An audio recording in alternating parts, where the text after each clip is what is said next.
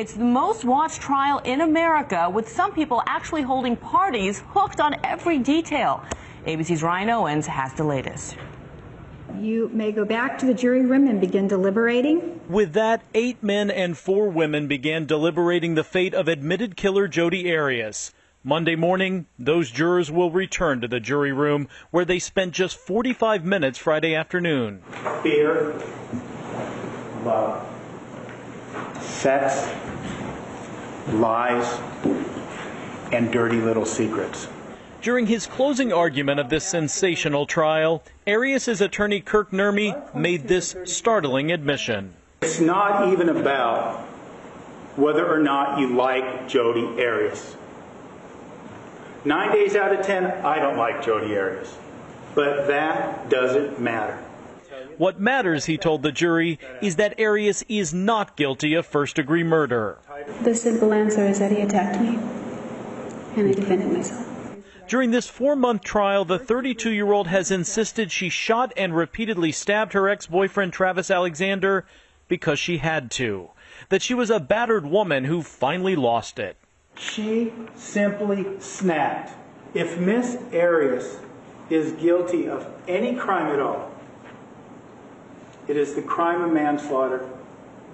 Prosecutor Juan Martinez believes Arias deserves the death penalty if convicted. He calls her a stalker who killed her ex in a jealous rage over seeing him with other women, then made up abuse allegations to justify the cold-blooded, premeditated murder. Travis Victor Alexander was slaughtered by this woman. Alexander's family sobbed as he recounted that day in June of 2008.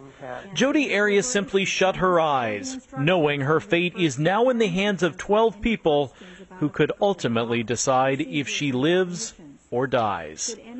For Good Morning America, Ryan Owens, ABC News, Phoenix. After 4 long months, it's in the hands of the jury now. So let's get some legal analysis now from Ricky Kleeman, who's a criminal defense lawyer and a former prosecutor. Good morning. Thanks for coming in. Thank you, Dan. I mean, it's just stunning to hear a defense attorney say what this man said in his closing argument. Was this wise?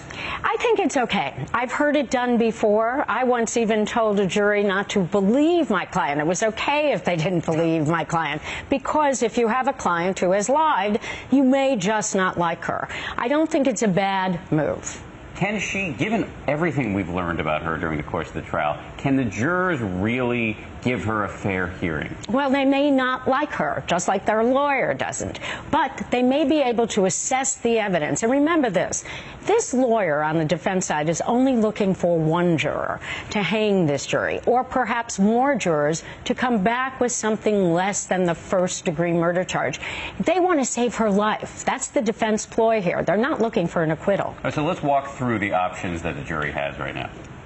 What we have is obviously not guilty. That's not going to happen. We have first-degree murder, which could be a sentence of life or death. But then we have these 2 lesser includeds. Second-degree murder, intentional but not planned, intentional but not premeditated. And finally, we have manslaughter in the heat of passion. What the defense is trying to argue, which we just saw, is this was a fit of passion. This wasn't something that was well planned, and that's why they're looking for a lesser verdict. Whether or not they'll get it is quite another matter.